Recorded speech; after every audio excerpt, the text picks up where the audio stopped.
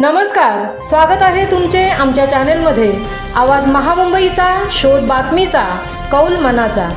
चला तर मग आमचे चॅनेल शेअर करा, लाईक करा आणि सबस्क्राइब करा।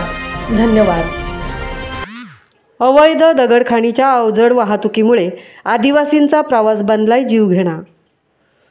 पेण तालुक्यातील आदिवासी वाड्यांना जोडणाऱ्या रस्त्यांवर अवैध दगडखाणीच्या अवजड वाहतुकीमुळे आदिवासींचा प्रवास जीवघेणा बनला आहे।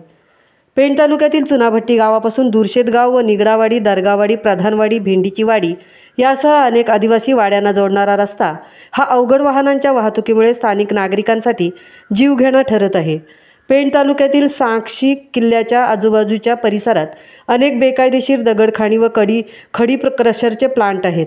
मुंबई गोवा महामार्ग ते दर्शित गावाकडे जाणाऱ्या रस्त्यावर दिवसाला जवळजवळ 300 ते 400 ओव्हरलोडेड अवैध अवजड वाहनांची वाहतूक सुरू आहे। त्यामुळे प्रवास करणाऱ्या स्थानिक नागरिकांना खूप त्रास सहन करावा लागत आहे। या वाहनांमुळे प्रचंड धूळ उडते। ती धूळ उडू नये म्हणून रस्त्यावर पाणी मारले जाते। त्यामुळे संपूर्ण रस्ता हा चिखलमय झाला आहे। पायी चालणाऱ्या लोकांना चिखलातून मार्ग काढावा लागतो।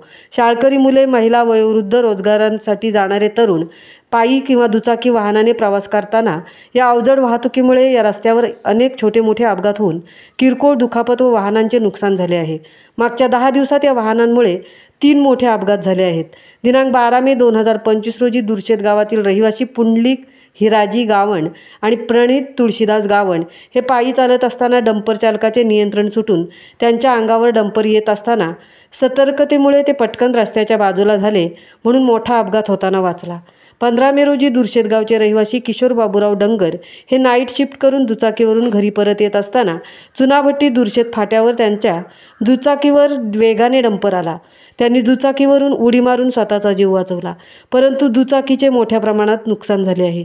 या संदर्भात पोलीस निरीक्षक पेण आणि उपविभागीय अधिकारी पेण यांच्याकडे निवेदनाद्वारे तक्रार करण्यात आली आहे। याबाबत त्वरित कारवाई न झाल्यास दुर्शेत ग्रामस्थ सदर जड वाहनांच्या वाहतुकीविरुद्ध तीव्र आंदोलन करणार आहेत। आवाज महामुंबईचा चॅनेलसाठी धर्मेंद्र प्रधानसह तृप्ती भोईर, पेण।